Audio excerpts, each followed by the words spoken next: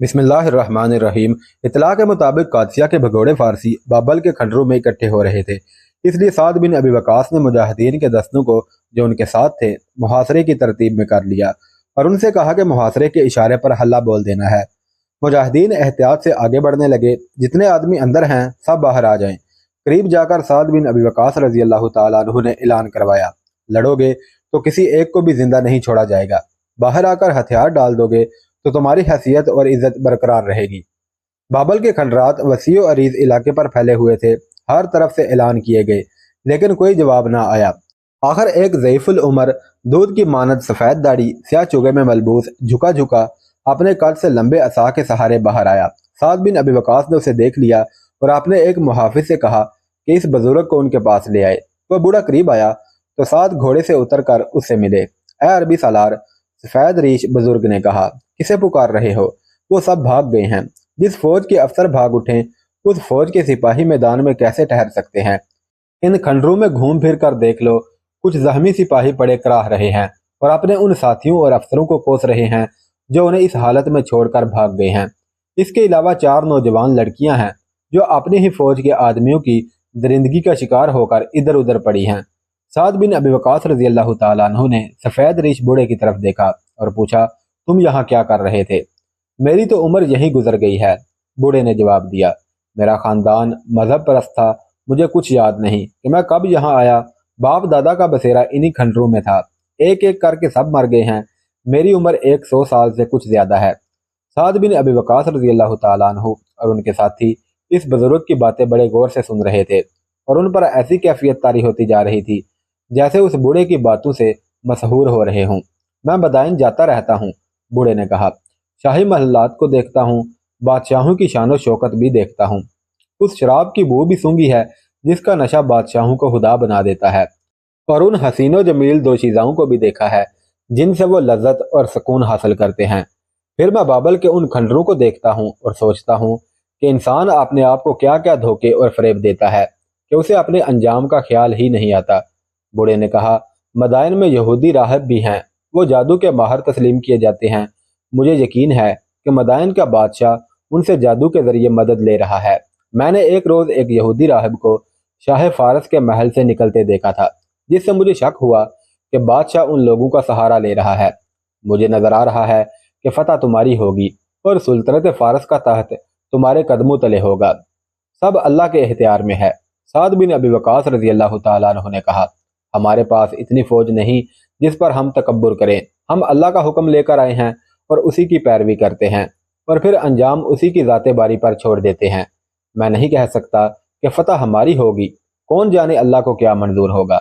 मैं तुम्हारी फतह की पेश गोई इसलिए नहीं कर रहा कि फारस की फौजें कट चुकी हैं और जो बच गई हैं वो बंदा बंदा होकर भागी जा रही हैं, बूढ़े ने कहा, बल्कि मैं कुछ और देख रहा हूँ। इंसान अपने आप को खुद शिकस्त दिया करता है। फारस के जर्नैल मैदान जंग से भागकर इन खंडरों में पहुंचे। सिपाही भी आए और उनके साथ वो लड़कियां भी आईं जो जर्नैलों और दूसरे अफसरों ने अपने साथ रखी हुई थी। मेरा ख्याल था कि ये लोग यहीं इकट्ठे होकर इन्हीं खंडरों को मोर्चा या कला बनाकर दोबारा मुकाबला करेंगे, लेकिन यहाँ आकर उन्होंने खूब शराब पी और फिर इन लड़कियों पर उनकी आपस में लड़ाइयाँ हुई। फिर मैंने जर्नैलों और अफसरों को यहाँ से भागते देखा। उन्हें इत्तला मिली थी कि अरब का लश्कर बड़ी तेजी से चला आ रहा है और जो शहर उस लश्कर के रास्ते में आता है उसके रईस और दूसरे लोग अरबों की इताअत कबूल कर लेते हैं और उन्हें हर तरह की मदद भी देते हैं। जर्नैलों और अफसरों के भागने के बाद फारस के ओहदेदारों और सिपाहियों ने उन लड़कियों को हराब करना शुरू कर दिया और उन पर बाज ने तलवारों से एक दूसरे का खून बहाने से भी दरेग नहीं किया। जिस फौज की नज़र मैदान जंग में भी औरत और शराब पर लगी हुई हो उसकी तादाद अपने दुश्मन के मुकाबले में 10-12 गुना ज्यादा ही क्यों ना हो, वो मैदान में नहीं ठहर सकती। बाबल की तबाही के पस मंजर में भी औरत, शराब, ऐशो इशरत और बादशाहों का फिरौनों जैसा तकब्बुर था। तुमने नमरूद का नाम सुना होगा और तुमने फिरौनों की बातें सुनी होंगी। जिस तरह फिरौन मिस्र के खुदा बने हुए थे उसी तरह नमरूद इस खित्ते का खुदा था। लेकिन उस शख्स को मौत आई तो कैद खाने में आई। माजी से इबरत हासिल ना करने वालों का यही हशर होता है। ऐशो इशरत में जो पड़ जाते हैं वो चढ़ते सूरज के पुजारी होते हैं और ये नहीं देखते कि ये सूरज डूब भी जाया करता है। तुम इन खंडरों के अंदर आओ, तुम्हें फारस की बादशाही के मुहाफिज सिसकते और कराहते नजर आएंगे। साद बिन अबी वकास रजी अल्लाह तआला अन्हु उसके साथ खंडरों की तरफ चल पड़े। इतने अजीम शान महल्लात और इतने हसीन शहर के खंडरात बड़े ही डरावने थे। ज्यादातर मकानात तो बिल्कुल ही मलबे का ढेर बन गए थे। बाद इमारतों के सतून खड़े थे या अधूरी अधूरी सी एक एक दो दो दीवारें खड़ी थी। महल्लात की छतें गायब थीं, दीवारें खड़ी थी। कुछ इमारतों की छतें झुक गई थीं, उनमें सांपों, उल्वों और चीलों जितने बड़े बड़े चमगादड़ों ने बसेरा किया हुआ था। साद बिन अबी वकास रजी अल्लाह तआला अन्हु ने मुजाहिदीन को दूर दूर तक फैले हुए खंडरात की तलाशी लेने के लिए भेज दिया और खुद कसरे नमरूद को देखने के लिए चले गए। उनमें हशरातुल अर्ज रेंग रहे थे। अब एक और कौम को रब्बे बारी ताला ने पकड़ लिया था, जो सूरज और आग की इबादत करती थी और जिसके बादशाहों के आगे लोग सजदे करते थे। उन बादशाहों की जंगी कुव्वत जिसने हर कौम पर हैबत तारी कर रखी थी, बाबल के खंडरों में पड़ी कराह रही थी और अपने जख्म चाट रही थी। फारस के उन जख्मी फौजियों की तादाद 2000 के करीब थी। उनमें जो उठ सकते थे वो खंडरों से बाहर आ गए और जिन्हें जख्मों ने निढाल कर रखा था वो कराह रहे थे। उन तमाम जख्मियों की जज्बाती कैफियत ये थी कि वो रोते थे, अपने अफसरों को कोसते और अपने बादशाहों को गालियां देते थे। सिपा सालार साद बिन अबी वकास रजी अल्लाह तआला अन्हु को बनु तमीम के एक सरदार ने आकर कहा, जख्मियों की तादाद कुछ कम नहीं, वो अपने सालारों और बादशाहों की जानों को रो रहे हैं। उनमें से कई एक ने कहा है कि वो इस्लाम कबूल करना चाहते हैं।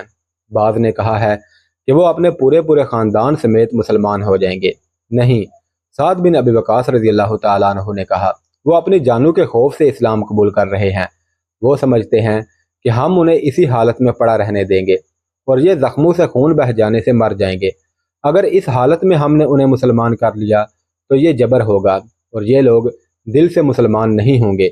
उनकी मरहम पट्टी का इंतज़ाम करो, उन्हें पानी पिलाओ, ये भूखे होंगे, इन्हें खाना दो और उन्हें बताओ कि तुम हमारी पनाह में हो और तुम पर कोई जबर और तशद्दुद नहीं होगा।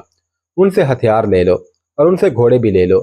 फौरन ही सिपा सालार के हुक्म की तामील शुरू हो गई। फिर 4-5 लड़कियों को साद बिन अबी वकास रजी अल्लाह तआला अन्हु के सामने लाया गया।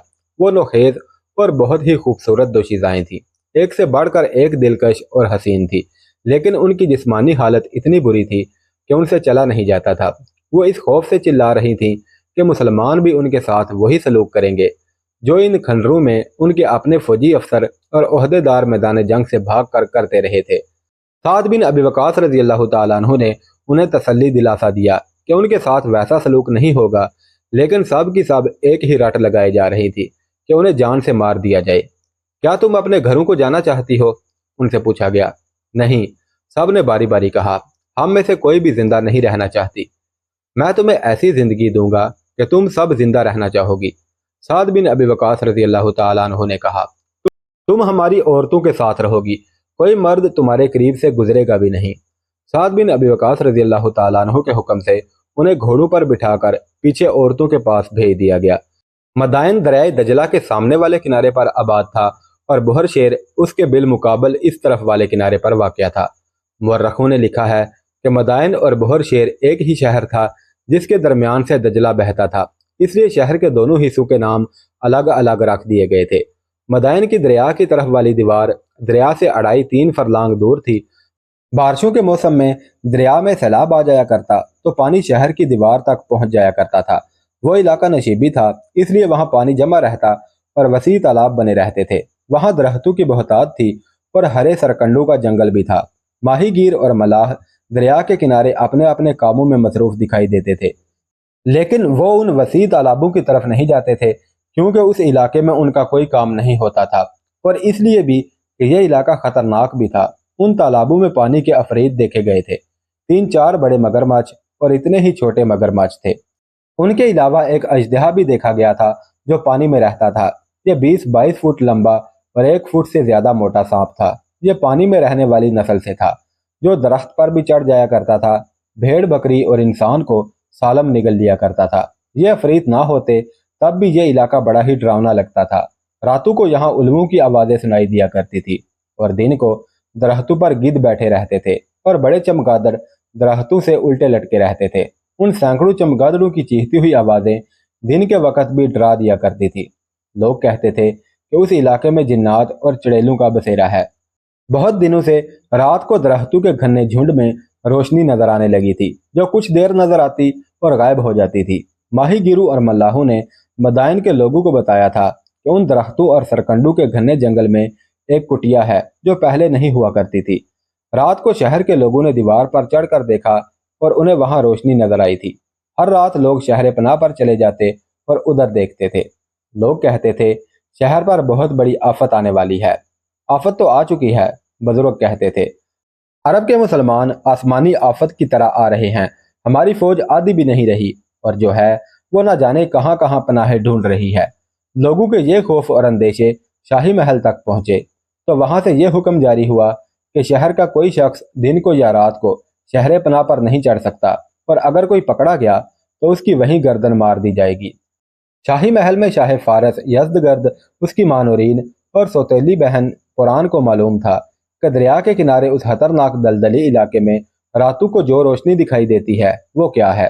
انہیں اب اسی روشنی پر بھروسہ تھا، اور اس یقین کو انہوں نے عقیدہ بنا لیا تھا کہ یہ روشنی مسلمانوں کو اندھا اور کمزور کر دے گی، اور وہ شاہ فارس کے آگے ہتھیار ڈال کر اس کے غلام ہو جائیں گے۔ جس وقت فارس کا لشکر قادسیہ سے پسپا ہوا تھا اور رستم مارا گیا تھا اور یہ خبر شاہی محل پر بم کی طرح گری تھی، مدائن کا ایک معمر یہودی راہب یزدگرد کے پاس گیا تھا۔ اس نے یزدگرد کے ساتھ بہت باتیں کی اور اسے یقین دلایا تھا کہ وہ مسلمانوں کی پیش قدمی کو نہ صرف روک لے گا بلکہ انہیں تباہ و برباد کر دے گا۔ اس یہودی راہب نے کہا تھا کہ اسے چند ایک اشیاء مہیا کر دی جائیں تو وہ ایسا جادو کر سکتا ہے جو مسلمانوں کے سالاروں کو جسمانی طور پر بھی اندھا کر دے گا اور وہ عقل کے بھی اندھے ہو جائیں گے۔ اس نے جن اشیاء کا مطالبہ کیا تھا ان میں ایک نوحیز دوشیزہ تھی، 2 الو اور ایک نوزائیدہ بچہ تھا جس کی عمر 3 دن سے زیادہ نہ ہو۔ اس نے یہ بھی کہا تھا کہ کچھ اور اشیاء بھی درکار ہیں جو وہ خود اکٹھی کر لے گا۔ یہ اشیاء اکٹھی کرتے کرتے خاصا وقت گزر گیا تھا۔ نوخیز دوشیزہ کا حصول تو کوئی مشکل کام نہ تھا۔ بادشاہ کے درباری ایسی دلکش لڑکیوں کی تلاش میں رہتے تھے۔ کسی بھی حسین دوشیزہ کے والدین اسے شاہی محل کے حوالے کرنے میں فخر محسوس کیا کرتے تھے۔ یہودی راہب کو اس کی ضرورت کے مطابق ایک لڑکی دے دی گئی تھی، لیکن لڑکی کو یہ نہیں بتایا گیا تھا کہ اسے شاہی حرم کے لیے نہیں بلکہ کسی اور مقصد کے لیے اس بوڑھے راہب کے حوالے کیا گیا ہے۔ راہب اسے اپنی عبادت گاہ میں لے گیا تھا اور اسے خاص قسم کی غذا دی جاتی تھی۔ آدھی رات کے وقت راہب لڑکی کو اپنے سامنے فرش پر بٹھا لیتا تھا اور اس کے کپڑے اتروا کر اسے ایک سیاہ چوگا پہنا دیتا تھا۔ اسی چوگے کا بالائی حصہ لڑکی کے سر کو بھی ڈھانپ لیتا تھا۔ راہب اس کے ماتھے پر اپنا ایک ہاتھ یوں پھیلا دیتا تھا کہ انگوٹھا لڑکی کی ایک کن پٹی پر اور درمیان والی انگلی دوسری کن پٹی پر ہوتی۔ راہب اس کی کن پٹیاں آہستہ آہستہ مسلتا اور بڑبڑاتا رہتا تھا۔ دن کو لڑکی اپنے کپڑوں میں سوئی رہتی تھی اور کچھ وقت کے لیے اس سے کوئی خاص عبادت کرائی جاتی تھی۔ اے مقدس راہب، ایک روز لڑکی نے یہودی سے پوچھا، یہ سب کیا ہے اور مجھے میرے گھر سے یہاں کیوں لایا گیا ہے؟ میں تو کچھ اور سمجھی تھی۔ ہاں لڑکی، یہودی راہب نے کہا، وہی ٹھیک ہے جو تم سمجھی تھی۔ تم اتنے دنوں سے یہاں ہو، تم دیکھ رہی ہو کہ تمہارے اتنے حسین اور دلکش جسم میں میرے کسی آدمی نے دلچسپی نہیں لی، نہ تمہارے ساتھ کوئی بےہودہ حرکت کی ہوگی۔ تمہارے جسم کو پاک اور مقدس رکھا جائے گا۔ لیکن کیوں؟ اس لیے کہ تمہیں شاہ فارس یزدگرد کی ملکہ بننا ہے۔ یہودی راہب نے جھوٹ بولا۔ تم نے اسے دیکھا ہوگا، وہ بہت خوبصورت اور دانش مند ہے۔ وہ تمہیں حرم میں نہیں رکھے گا، اس نے تمہیں اپنی ملکہ بنانے کے لیے منتخب کیا ہے اور مجھے حکم دیا ہے کہ تمہاری ذات میں وہ خوبیاں پیدا کروں جو ملکہ میں ہونی چاہیے۔ لڑکی پر نشہ طاری ہو گیا جیسے وہ ملکہ بن گئی ہو۔ یزدگرد دوسرے تیسرے دن یہودی کو بلا کر پوچھتا تھا کہ اس کا جادو کہاں تک پہنچا ہے۔ راہب کے پاس ایک ہی جواب ہوتا تھا کہ وہ وقت ضائع نہیں کر رہا، اور یہ بھی کہ اتنا زبردست جادو اتنی جلدی تیار نہیں ہوا کرتا۔ یزدگرد کو اپنی فوج کی پسپائی اور مسلمانوں کی پیش قدمی کی جو خبریں روز بروز مل رہی تھیں وہ اس کے پاؤں تلے سے زمین نکال رہی تھی۔ پورا فارس اس کی مٹھی سے نکل رہا تھا اور وہ اس قدر مایوس اور پریشان ہو گیا کہ ایک روز اس نے یہودی راہب کو بلایا اور کہا کہ اگر آپ سے کچھ نہیں ہو سکتا تو مجھے بتا دیں، میں آپ کو کوئی سزا نہیں دوں گا۔ اپنی عبادت گاہ میں میرا جو کام تھا وہ ختم ہو گیا ہے۔ یہودی راہب نے کہا، میں نے دریا کے کنارے ایک جھونپڑا تیار کروا لیا ہے، لڑکی کو وہاں لے جا رہا ہوں۔ 2 الو وہاں پہنچا دیے گئے ہیں۔ 4-5 دنوں بعد مجھے ایک نوزائیدہ بچے کی ضرورت ہوگی۔ کیا آپ جانتے ہیں کہ مسلمان کہاں تک آ گئے ہیں؟ یزدگرد نے کہا، برس پر ان کا قبضہ ہو گیا ہے۔ کوسا میں شہری یار مارا گیا ہے اور یہ شہر بھی مسلمانوں کے پاس چلا گیا ہے۔ سورا اور دیرہ پر بھی مسلمان قابض ہو گئے ہیں اور اب انہوں نے بہر شیر کا محاصرہ کر لیا ہے۔ ادھر آپ ہیں کہ دن پر دن گزارتے چلے جا رہے ہیں، کیا آپ اس وقت کچھ کریں گے جب مسلمان مدائن میں داخل ہو جائیں گے؟ شہنشاہ فارس بوڑھے یہودی نے کہا، آپ میری کچھ باتیں بھول گئے ہیں۔ میں نے کہا تھا کہ آپ کسی طریقے سے اپنی فوج کا حوصلہ مضبوط کریں، خواہ آپ کو خود آگے جانا پڑے۔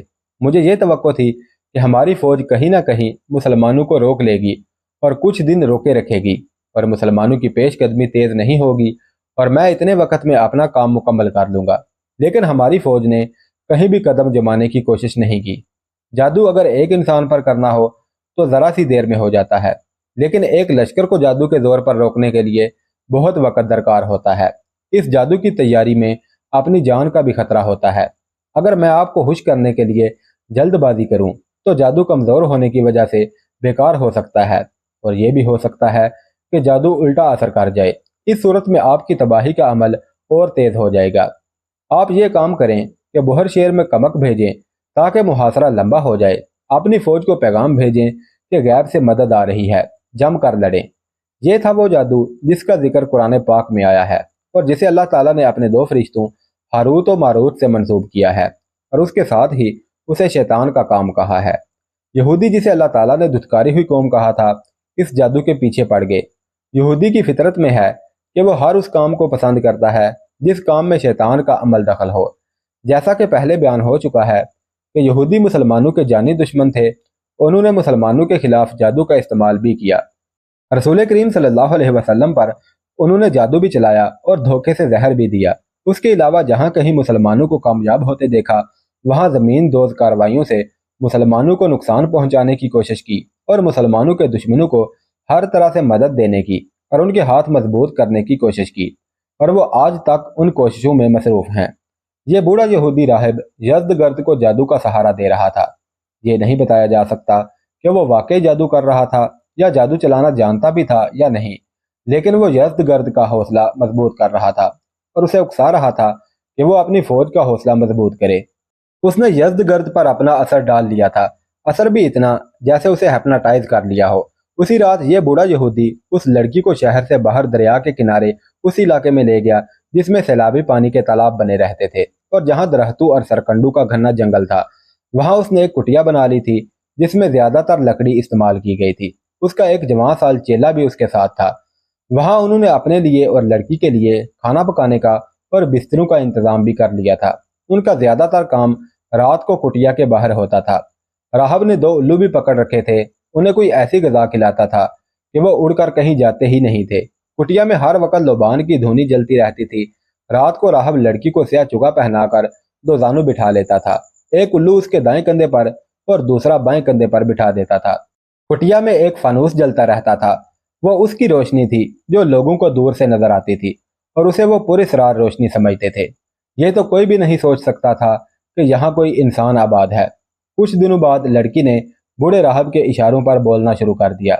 راہب اس سے کچھ پوچھتا تھا اور لڑکی جواب دیتی تھی۔ اس کا انداز اور لہجہ ایسا ہوتا تھا جو لڑکی کا قدرتی انداز نہیں تھا۔ صاف پتہ چلتا تھا کہ وہ کسی اور کے اثر کے تحت بول رہی ہے۔ نہیں، ابھی نہیں، ابھی کام نہیں ہوا، ابھی ہوگا، ابھی نہیں، یہ لڑکی کی زبان سے نکلے ہوئے الفاظ تھے۔ 3-4 راتیں اس کی زبان سے یہی الفاظ نکلتے رہے۔ ان سے پتہ چلتا ہے کہ راہب کے جادو کا اثر کم از کم اس لڑکی پر ہو گیا تھا۔ وہ لڑکی سے آنے والے وقت کے متعلق معلوم کرنا چاہتا تھا اور یہ بھی دیکھنا چاہتا تھا کہ اس کے جادو میں اثر کس حد تک پیدا ہوا ہے۔ یہ بھی جادو کا اثر تھا کہ جب لڑکی بول چکتی تو دونوں الو اپنی مخصوص آواز میں بولتے تھے، جیسے ویرانے میں الو بولا کرتے ہیں۔ ابھی نوزائیدہ بچے کو نہیں لایا گیا تھا، شاید یہودی کے عمل کا وہ مرحلہ ابھی شروع نہیں ہوا تھا۔